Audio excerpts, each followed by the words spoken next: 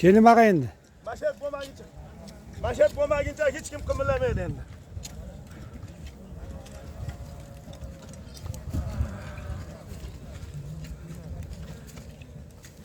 Nima deydi Muzaffar aka? Ha, nimadir Mana deng shu endi, bugun- bolalar so'zi gapirdi mana Mana mahalla bugun- ko'ydi ichida.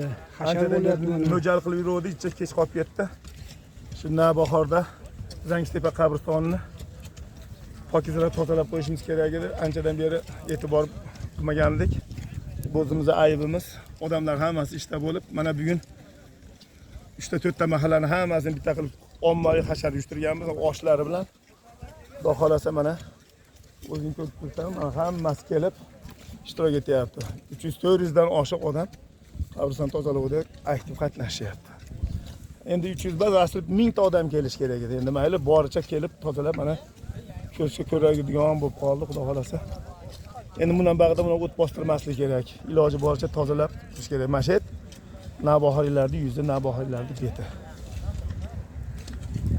O'tganlar ruhshunos Eng chiroyli joy shet bo'lish kerak. Ha, keladigan joyimiz shet. Ashlarda qilib tursak, bu ham qadriyat, bu hashar.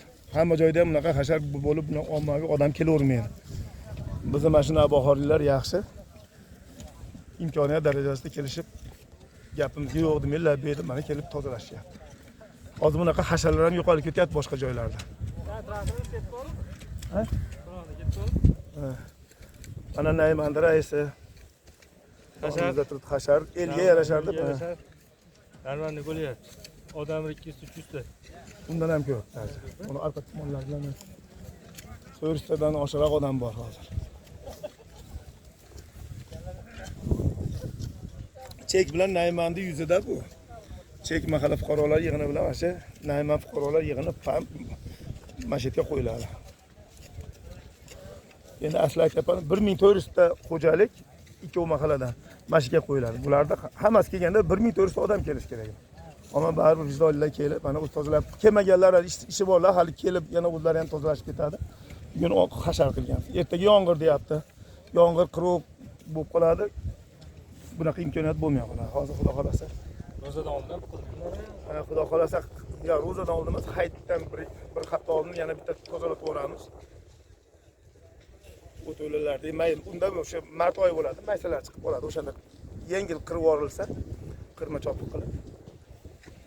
Endi bu qamishni ishi qiyin ekan, qamish bosib ketaveradi. Endi qamishda ham bir dorisi bordi, bir nimasi bordi, oqtarib topamiz endi buni.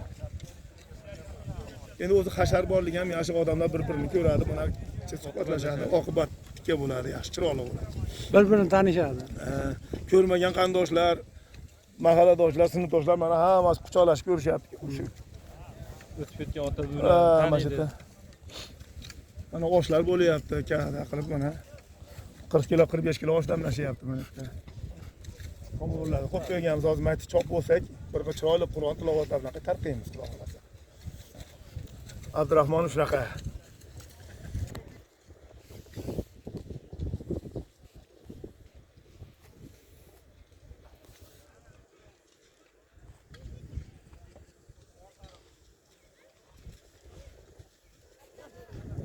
Bu qimirlaydi. Hamma turib ishlayapti, ish yurmayapti nimagadir.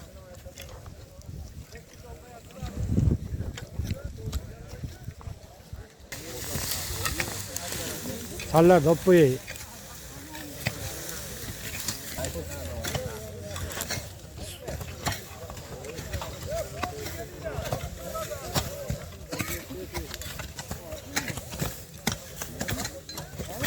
Mahallamiz ilg'or yigitlar.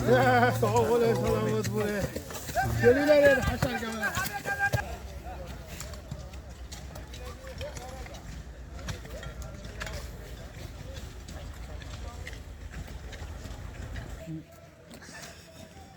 Chiroyli.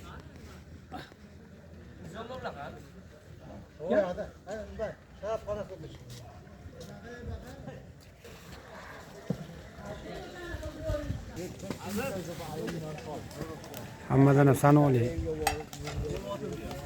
Gapirib qo'y endi hasharchilarga. Hasharchilarga gapirib qo'y.